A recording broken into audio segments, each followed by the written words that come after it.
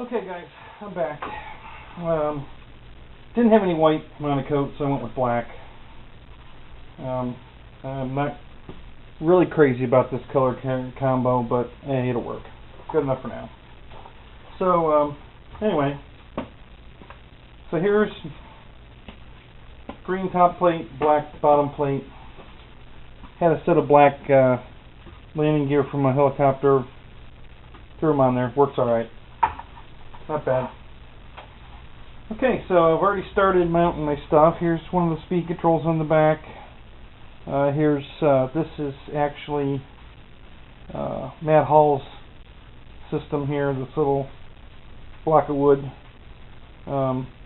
It's a temporary. I got to come up with a better rod. This one's not going in deep enough, but that's what it's going to look like. So, and then we got to put the front motors on.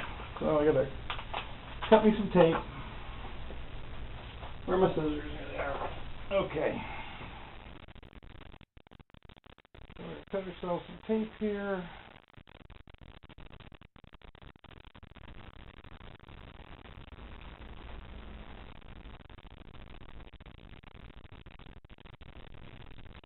This stuff is really big.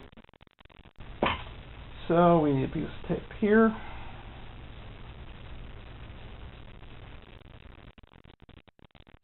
And a piece of tape here.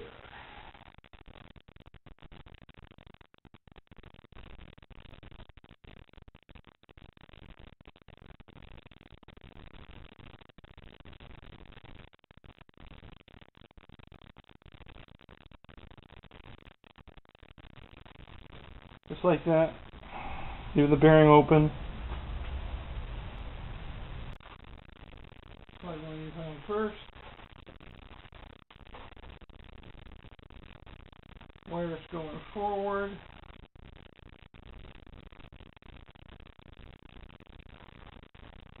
Take the motor.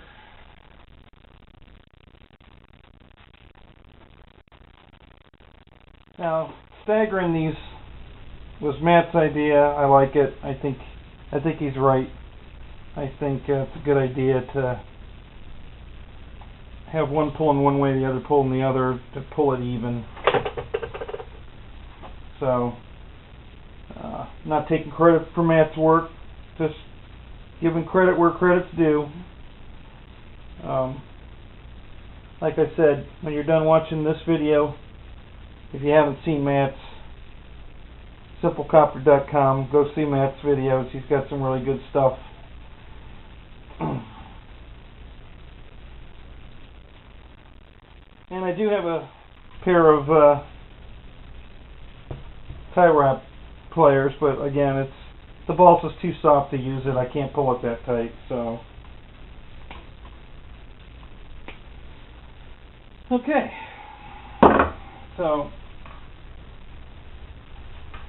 So let's get back to my design for 1 second. I just want to go over something with you here. What's unique about my setup is all the booms are identical. They're all drilled identically. Any boom can go in any position, so you only have to carry one kind of boom with you, and it goes in any position. So that's part of it. The other part of it is this is set up to be a Tri-Copter. If I wanted to make it a T-Copter, all I do is move these two screws here to here. Okay. All these are doing is causing some tension to squeeze on the arm. The arm folds, okay, but it locks in position there because it gets tight because that's tightening down. So it's pretty snug at that point. Same thing's going to happen when I move the screw here, but it's going to get tight right here in this position. Now it's a T-Copter. So I just move these to here, tighten them down so that it puts some pressure on it, squeezes it, and they'll lock in that position, but they still fold. Okay, so that's my difference here. And then this is also drilled to be a V-tail.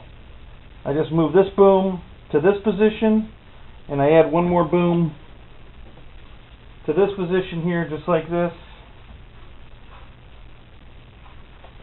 So now there are the holes, but you just take the hole,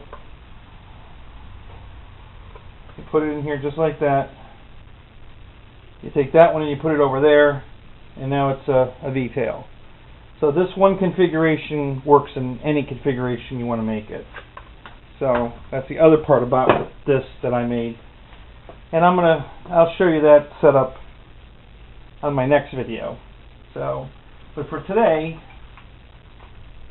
I'm going to lock those in that position. It's a Tri-Copter.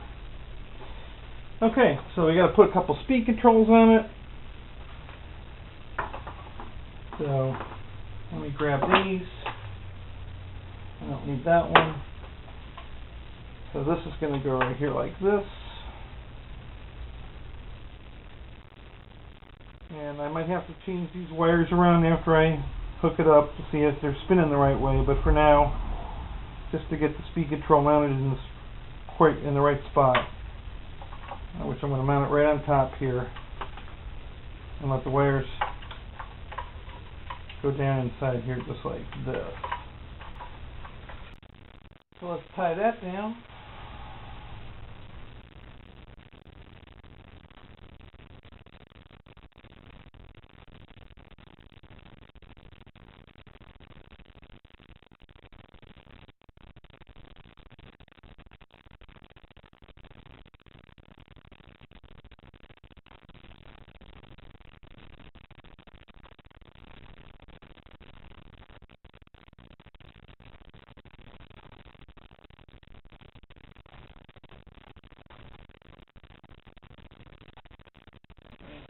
That one's going that way, so we're going to make this one go this way.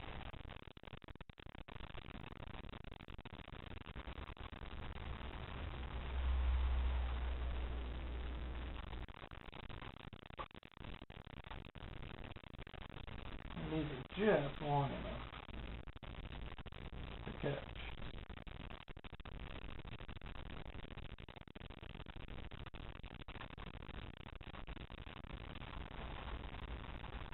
Very light pressure on these. Nothing's going to damage anything. It doesn't need to be. It's not going anywhere.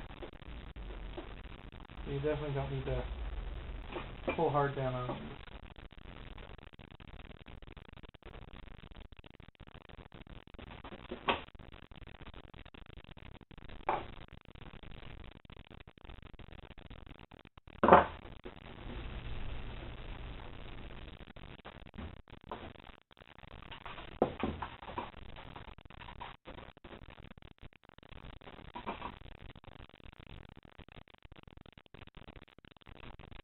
Okay, left the wires loose here. In the event of a crash, the motor leaves. Hopefully it just comes unplugged here. Saves the motor. Again, it's balsa wood boom, so who knows? The boom might break. It doesn't matter. I mean, even if it does, you know, I've got extras already. You know, a couple cents worth of balsa. No big deal. So the big thing is hoping the motor unplugs and we don't ruin the motor, because if it rips out of the can, then it's paperweight. So we don't want that. Okay, so let's cut those off.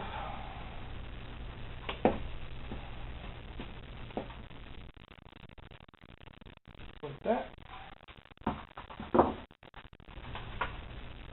And one more.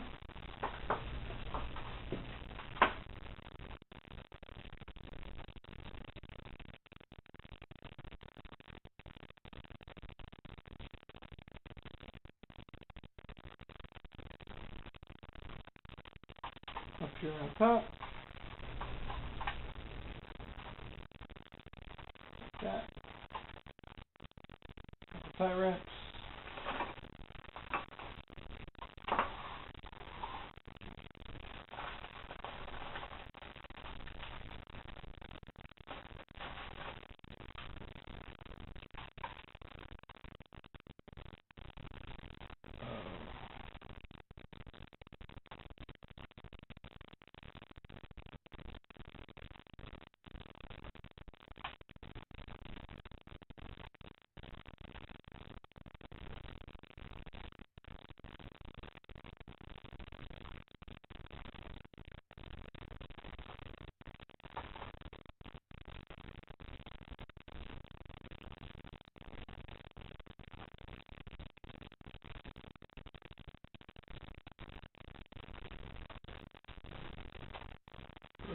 going that way. We want this one going this way.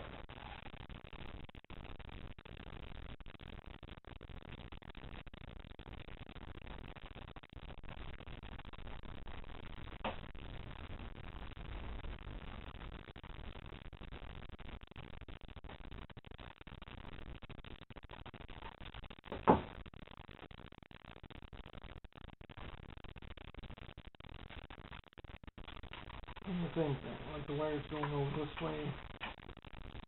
That gives me room for this to fold. So,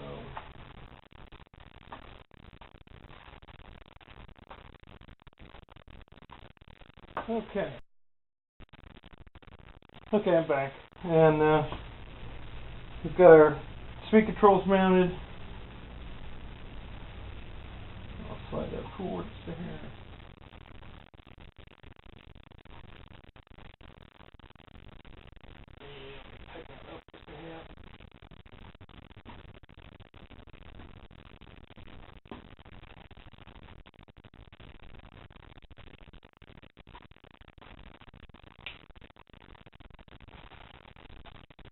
Okay.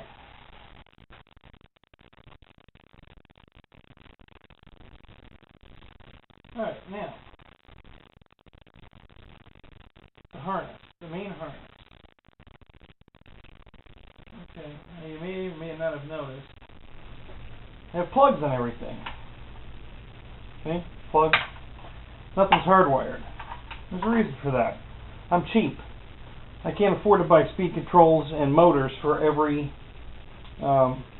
airplane, copter that I own. So I need to be able to come in and out of one to the other. And that's why I built this harness the way I did, with plugs. So let's assume for a second that I just took this out of one Tri-Copter and I'm going to put it in the other.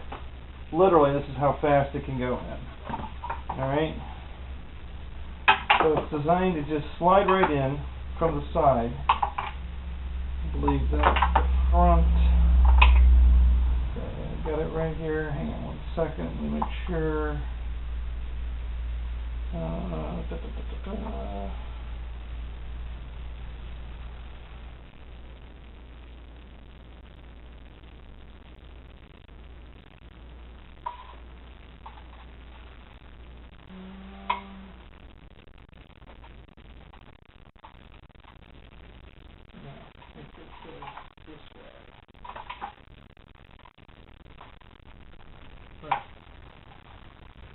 Right?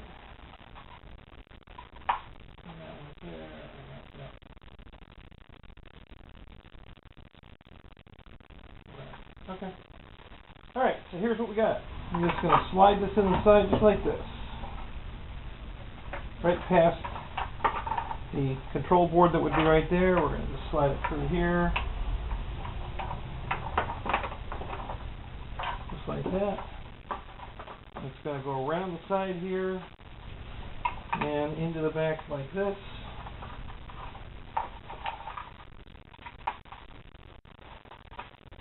Okay? And then we're just going to plug it in.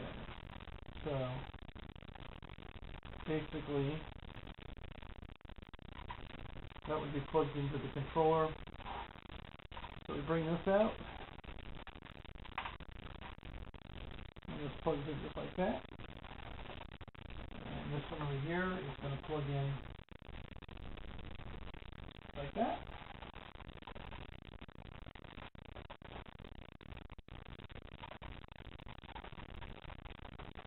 And the back one here plugs in just like this.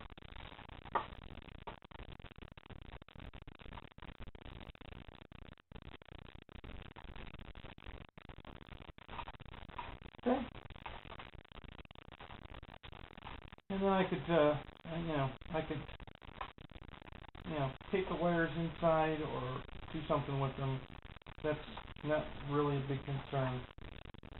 The fact that it's easy access is what I was really going after here. So, but now I've got these extra plugs. What are those for? Okay, I'm glad you asked. I can mount a battery pack here, and I plug it in here. I can mount a battery pack here, and I can plug it in here. Or I can mount a battery pack here, and I can plug it in here. And that's by design, because depending on whether I've got flight gear, you know, a camera, or I'm running dual batteries, which I could put one here, and plug it in here, and put one here, and plug it in either back here or up here.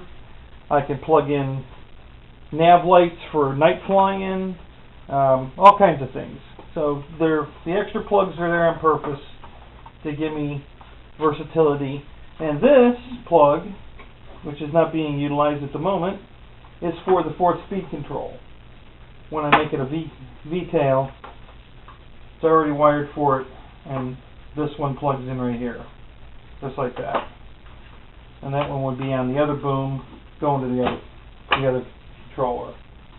So that's what all the extra plugs are for. That's why I ran it with plugs. I can literally just take this harness out of this copter, put it in another one. If I crash this one, if I've built a new one, I'm going to try that one out. It all just plug and play. I just unplug it all, take it and put it in the other one. So I didn't want to build more than one harness, so that's the reason for that. And also, I wanted to be able to fly dual batteries, even tri-batteries. I could put 3 battery packs in there.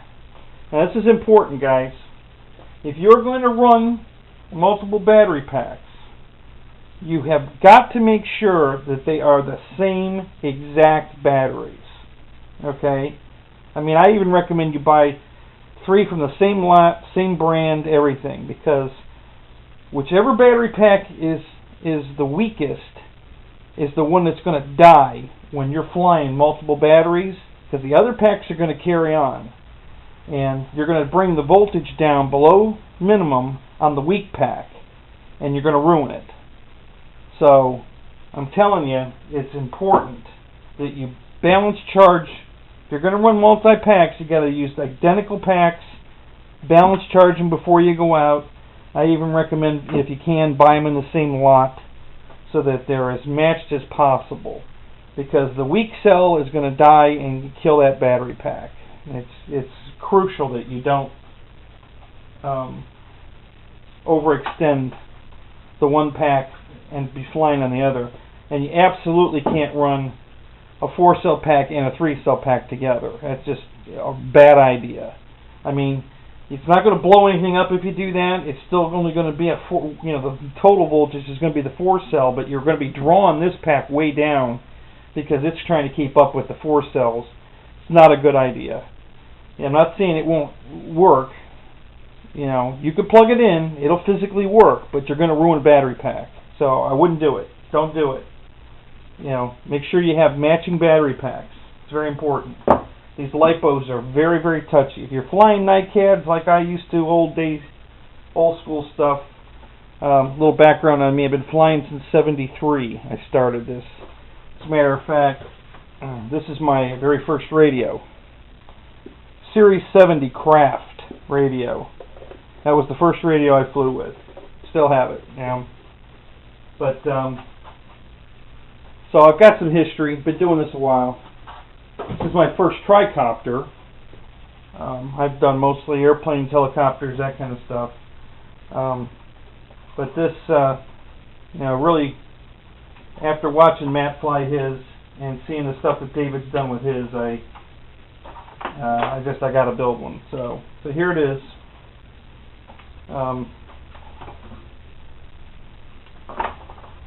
Here's the tilt mechanism.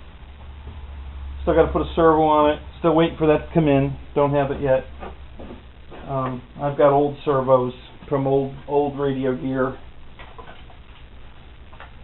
This stuff here, but I don't want to fly it. So I'm waiting for the new stuff to come in. This is very old, big, clunky.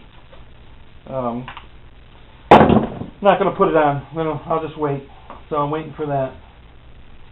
But I'm going to do another video. Once I get this one done and we go fly it, then I'm going to do another video and show you how easy this is to convert from a Tri-Copter to a V-tail. You know, it'll literally take less than 10 minutes to change the configuration because everything's plug and play. You just gotta unbolt, move it over here, bolt another one over here, which will already have the motor. You know, I'll have it pre-mounted because, again, the motor will be on a block like this, but you know, I can take it off that block, strap it to another boom, and move it over here. I mean, all the booms are the same, and that's by design. So, and then if I decide to go with the hardwood and the longer booms, that's why this wire's got extra wire, because they're actually designed for these long booms. So if I put the long boom on it, it's going to move the motor out that much farther, and I'm going to need this extra wire to make it the rest of the trip. So it was measured for the long boom. That's why I've got this extra, but it's not a problem. It's not in the way. Everything's fine. This still folds, you know, in the event of a crash. These fold back. So there you have it. That's where we're at. More to come. All right.